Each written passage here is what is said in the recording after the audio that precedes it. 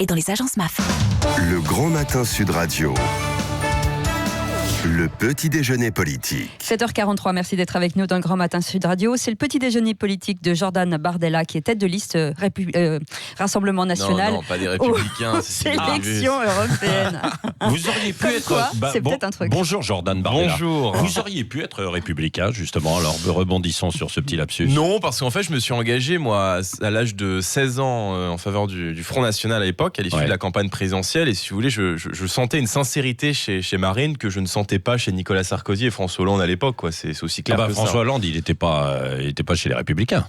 Non, mais si vous voulez, il y avait cette impression que UMP-PS était somme toute la même chose, et on avait l'impression que c'était un peu blanc bonnet, bleu bonnet, voilà.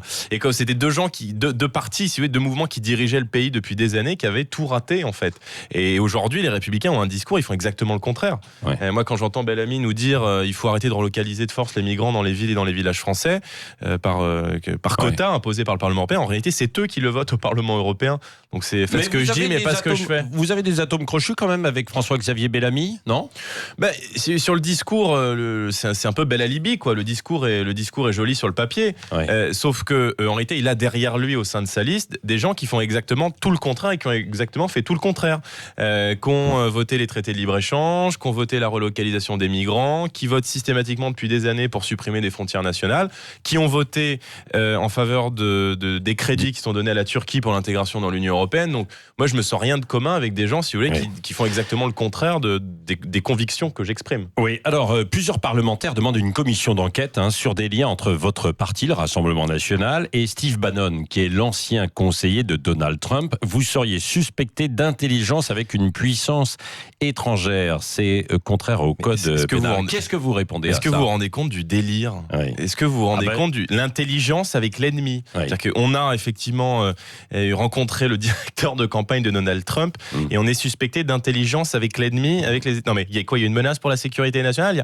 En réalité, on voit que la ficelle est assez usée et que la majorité, en réalité, qui n'a plus vraiment d'arguments à nous opposer sur le fond, puisque Mme Loiseau a visiblement du mal à faire décoller sa campagne, essaie de jeter des boules puantes depuis maintenant quelques jours. Donc je vous informe que ces parlementaires proches de la majorité seront évidemment poursuivis en justice pour dénonciation calomnieuse. Bah oui, mais voyez, vous ne niez pas les contacts avec Steve Bannon. Mais intelligence avec l'ennemi. Intelligence avec l'ennemi. Monsieur Bannon, il a été directeur de campagne de Donald Trump. Voilà, c'est ça la réalité. Donc, oui, à 15 jours des élections européennes où nous sommes aujourd'hui en tête. On essaie un petit peu de nous attaquer sur des terrains les plus déloyaux qui existent. Je vous rappelle que Monsieur Lefebvre, qui a lancé cela, est membre de la majorité. Voilà, et que Agir est un soutien de la liste de Nathalie Loiseau. Donc, franchement, maintenant, il y a un vrai problème de fond derrière cette affaire. C'est qu'il n'y a aucune banque française qui souhaite prêter au Rassemblement National. Et que nous avons énormément de mal à trouver un financement. C'est vrai. Parce que les banques françaises ne veulent pas nous prêter. Et Steve Bannon, quel rapport ? Si vous voulez, Steve Bannon, directeur de campagne de Donald Trump, a quand même un certain nombre de réseaux et effectivement, il a beaucoup de contacts. Donc, on l'a rencontré dans ce cadre-là. Malheureusement, ça n'a pas abouti. Mais vous savez qu'on ne peut pas aujourd'hui trouver un financement pour un parti politique à l'extérieur de l'Union européenne. Aucune banque extra-européenne ne peut prêter un parti politique, c'est la loi. Oui, c'est ça. Et donc, Steve Bannon, lui, il était en charge de vous donner des tuyaux, des conseils. Il n'était pas en charge. Non. Enfin, on l'a rencontré, effectivement. On a sollicité son carnet d'adresses, mais enfin, je veux dire, arrêtons de faire de la polémique et parlons de fond. Franchement, je pense que c'est ce qui intéresse les gens à 15 jours des élections. Mais si vous voulez, ça prend pas, quoi. Attaquons-nous à la loyale. Attaquez-nous à la loyale au lieu de nous attaquer avec des arguments fallacieux qui, objectivement, n'intéressent pas grand monde. À propos de boules puantes, quand même, il y a eu l'enquête sur votre soi-disant emploi fictif, justement. Quelle enquête ? Alors, vous avez enquête ? Non, mais alors, vous avez reçu une notification de la justice ou pas ? Mais quelle enquête ? Non, mais je vous vous êtes journaliste, donc j'imagine que vous avez fait votre travail. Oui. Quelle enquête ? Non, mais sur votre emploi fictif. Mais quel emploi fictif ? Non, mais c'est vrai qu'à l'époque, quand vous étiez chargé de la communication pour un député, évidemment. Mais j'étais chargé de la communication de qui ? Oui. D'un député en fait européen. Absolument pas. Non, absolument pas. Donc avant de jeter des boules puantes, il faut quand même se renseigner. J'ai travaillé pendant 4 mois et demi comme assistant parlementaire en 2015. Je ne suis mis en cause vous étiez stagiaire, c'est ça ? Et puis non, vous avez non, alors que j'étais étudiant en 2e année de fac, mais j'étais à mi-temps. C'était une de mes premières expériences professionnelles. Je ne suis mis en cause dans aucune enquête de justice. Je ne suis mis en cause dans aucune enquête administrative du Parlement européen qui n'a jamais exigé le remboursement de mon indemnité. Alors si vous voulez, moi je vais pas me coucher devant les les injonctions des journalistes de Challenge. De Challenge qui a sorti ça, où en fait, si vous voulez, il y a un titre assez qui invite à cliquer sur l'article. Et en fait, quand vous lisez l'article, il n'y a absolument rien. Donc, on essaie de me salir à 15 jours des élections européennes, mais encore une fois, il n'y a rien. En fait, on brasse de la mousse et on nous ressort cette affaire des assistants parlementaires.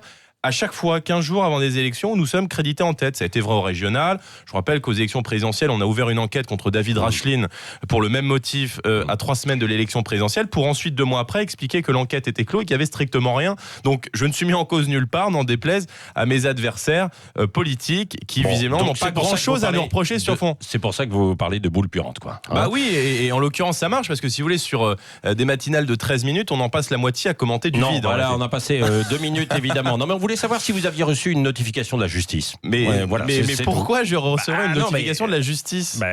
S'il y avait... Vous savez que la justice est saisie de cette affaire des assistants parlementaires depuis plusieurs années maintenant, et en l'occurrence, elle a estimé que mon cas ne faisait l'objet d'aucun litige. Donc effectivement, j'ai travaillé comme assistant parlementaire, et vous reconnaîtrez que c'est plutôt pas mal quand on est tête de liste aux élections européennes. Oui, voilà, c'est ça, d'avoir travaillé sur le sujet. Et puis de s'être engagé assez tôt. La polémique sur la libération des 2 otages français et la mort de 2 soldats. Alors, il y a toujours certaines questions qui se posent ce matin. Il y a eu des critiques sur l'accueil des otages par Emmanuel Macron. Vous en faites partie des gens qui le critiquent. Pourquoi ? Je trouve qu'il en fait trop, qu'il profite du moindre événement, aussi tragique soit-il, pour essayer de faire de la récupération électorale. Moi, si vous voulez, je me serais abstenu de toute forme d'hommage ou de toute forme de geste qui pourrait laisser penser à un hommage à l'égard de ces otages qui devaient évidemment être secourus, mais qui ont fait preuve d'irresponsabilité. Voilà, il faut le dire, en allant dans des zones qui sont considérées comme dangereuses par les services de l'État et par le ministère des Affaires étrangères, ils ont évidemment pris des risques. Et moi, je tiens à rendre hommage à nos deux militaires, Alain Bertoncello et Cédric de Pierrepont. J'ai encore vu le témoignage de leur compagne ce matin dans Le Parisien, hier soir sur BFM TV, qui est absolument bouleversant. Il faut se rappeler que aujourd'hui, nos armées sont engagées dans des conditions particulièrement difficiles, et qu'il y a des hommes aujourd'hui, des Français, qui sont prêts à sacrifier leur vie pour défendre les intérêts de la France et pour défendre la France et les Français ici, mais aussi à l'international. Du coup, Jordan Bardella, vous êtes d'accord avec Jean-Michel Blanquer, le ministre de l'Éducation, qui propose de nommer des écoles à leur nom demain à l'occasion. Oui, bien sûr, mais là, si vous voulez, moi, il faut savoir faire preuve de nuance de temps en temps, et moi, je partage évidemment notamment les propos du ministre des Affaires étrangères, Monsieur Le Drian, qui a pointé quand même l'irresponsabilité de ces 2 otages. Donc, moi, je pense que l'intégralité des hommages devrait aller à nos deux militaires, qui font partie désormais, je crois, de ces héros français, comme l'ont fait par le passé Arnaud Beltrame, par exemple. Et qu'est-ce que vous avez vu ce jeu qui fait beaucoup causer, ce jeu vidéo, c'est Nathalie Loiseau qui est à la place de Mario Bros et puis qui traque des insectes, entre guillemets, Marine Le Pen, Jean-Luc Mélenchon, ce week-end. Qu'est-ce que ça a suscité comme réaction chez vous ?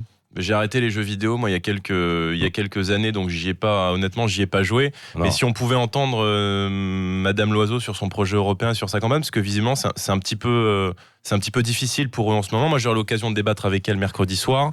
En réalité, on voit qu'on est aujourd'hui au coude à coude dans les intentions de vote, et qu'on est la seule liste qui est capable d'arriver devant Emmanuel Macron. Moi, je dis aux Français, ne vous dispersez pas, ne vous abstenez pas, parce que si Emmanuel Macron arrive en tête, alors le rouleau compresseur va se remettre en marche et il se sentira légitimé dans sa politique. D'ailleurs, il le dit lui-même. Si la République en marche perd ses élections européennes, alors je ne pourrai pas poursuivre la politique qui est la mienne depuis le début de ce quinquennat. Donc la seule chose que ces gens comprennent, c'est la fessée électorale. Voilà. Donc moi, j'appelle à se servir du bulletin de vote pour sanctionner Macron le 26 mai dans les urnes. Pour ou contre Emmanuel Macron. Il le dit lui-même. Et à partir du moment où il rentre dans la campagne, et pardon, mais moi, je trouve ça extrêmement inquiétant qu'un président de la République quitte son rôle de président de tous les Français pour se comporter en chef de campagne d'un parti politique contre un autre. Ça me paraît extrêmement inquiétant eu égard aux institutions. Et donc, à ce moment-là, il dit « je suis le chef de campagne d'En Marche », il faut qu'il en assume l'intégralité des conséquences, y compris celle de la défaite. Et le Premier ministre également, qui met tout son poids dans la bataille. Édouard Philippe aussi. Oui, Madame Loiseau a un petit peu de mal. Donc les ministres viennent évidemment au secours de la candidate, aux frais de la princesse.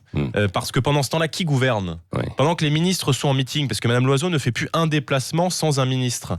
Donc pendant que la candidate, si vous voulez, est sous tutelle, le pays n'est pas gouverné. Oui. Voilà. Et moi, je préférais, si vous voulez, que le président de la République et que le Premier ministre mettent leur énergie à lutter contre le chômage, à baisser les impôts ou à lutter contre l'insécurité qui pourrit la vie des Français et dont personne n'a parlé dans ce grand débat qui aura quand même coûté 12 millions d'euros, il faut le rappeler. Oui. Jordan Bardella, le mot de la fin avec Cécile de Ménibus. Bruno Gollnisch, qui est député européen frontiste, vous le savez, a blâmé dans l'hémicycle la culpabilisation du mâle blanc dans toute sa splendeur. Moi, je voulais savoir, à 23 ans, on vous entend assez peu sur le sujet de l'égalité femmes-hommes. Quel est votre regard, justement ?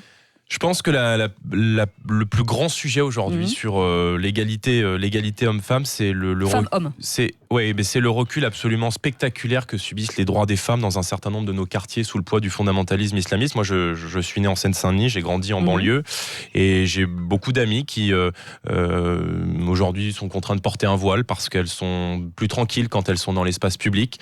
J'ai beaucoup d'amis, moi, qui lorsqu'elles sont dans les transports sont systématiquement obligées de regarder derrière elles, qui ne peuvent plus sortir leur portable. On a vu il y a quelques jours dans un bus parisien qu'une femme avait été interdite de monter dans un bus par un chauffeur islamiste. C'est pas prouvé, ça. C'est pas prouvé. Écoutez, moi je peux vous dire en tout cas. Moi je peux vous dire en tout cas. Il n'y a pas besoin de religion aussi. La discrimination, elle n'a rien à voir parfois avec la religion. Oui, non, mais vous avez tout à fait. Il y a un vrai sujet sur la question des salaires. Mais si vous voulez, je pense que quand je vois les féministes aujourd'hui s'accaparer l'écriture inclusive ou la couleur des cartables, et que je vois effectivement les droits des femmes reculer dans les banlieues sous la pression du fondamentalisme islamiste, il faut bien le dire. Vous voulez dire qu'il y a des dérives dans les deux sens ? C'est-à-dire qu'on va trop loin dans le féminisme et trop loin dans la discrimination. Oui, je pense que les féministes s'intéressent aux mauvais sujets.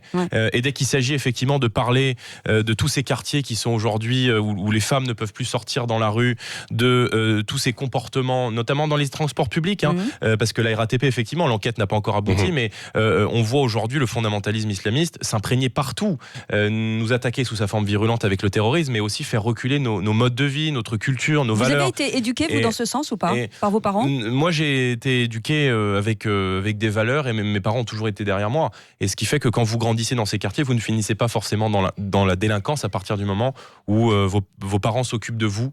Et mes parents issus de l'immigration, mais ont tout fait pour s'intégrer, pour s'assimiler. Ils votaient Front National ou pas ? Ne s'intéressaient pas à la politique, en réalité. Ils s'y intéressent depuis que j'y suis engagé, mais c'est vrai que ma politisation, entre guillemets, a vraiment été une démarche personnelle. Et l'environnement dans lequel j'ai grandi, le fait de venir d'un milieu populaire, le fait d'avoir grandi en banlieue, m'a amené naturellement à la politique. Donc ils voteront pour vous ? Je ne sais pas, je l'espère. Vous avez un invité surprise. Oui, salut Jordan, c'est François Fillon. Je vois que face aux accusations d'emploi fictif, et tu en as parlé tout à l'heure, tu t'es pas déballonné face aux journaleux. Quand tu leur as balancé, on essayait de faire de la mousse à 2 semaines des européennes. Fais juste gaffe que ce soit pas de la mousse de canard enchaînée. Alors, voici ma question. Tu as déclaré au sujet du tandem que tu formes avec Marine Le Pen, moi je tire la liste et elle la pousse. Justement, t'as pas peur qu'après les européennes, elle te pousse vers la sortie et que du coup ce soit toi qui tire la gueule? Effectivement, c'est une sorte de binôme dans cette campagne. C'est qu'évidemment, on a eu cette expression, c'est que moi je tire la liste et elle la pousse. On fait beaucoup de déplacements ensemble. Les Dupont et Dupont de la politique. Oui, et puis je veux dire, elle a une expérience qui est évidemment plusieurs années dans la vie politique, donc j'apprends encore beaucoup à ses côtés. Mais surtout, je le vois moi dans tous les déplacements qu'on fait ensemble. Elle porte l'espoir encore aujourd'hui de millions de gens. Et c'est vrai que beaucoup de gens ont voulu nous mettre dans le cercueil un petit peu tôt. Et on était, je vous rappelle, crédité il y a un an à 13% d'intention de vote pour les élections européennes. La République En Marche était à 28%. On est aujourd'hui au coude à coude pour la première place. Donc leçon à ceux qui nous expliquaient que le Rassemblement national était fini. Le Rassemblement national ne meurt jamais dans la vie politique. Merci Jordan Bardella, tête de liste du Rassemblement national aux élections européennes, était l'invité ce matin de Sud Radio. Et bien sûr, Dany Moreau qui pirate l'info, ce sera dans une vingtaine de minutes. Et puis on a appris que LVMH allait donner carte blanche à la chanteuse Rihanna. Oui. Et on en parlera avec Yves de Cardrel dans l'opinion. Il est 7h57. Merci d'être avec nous. C'est le Grand Matin Sud Radio.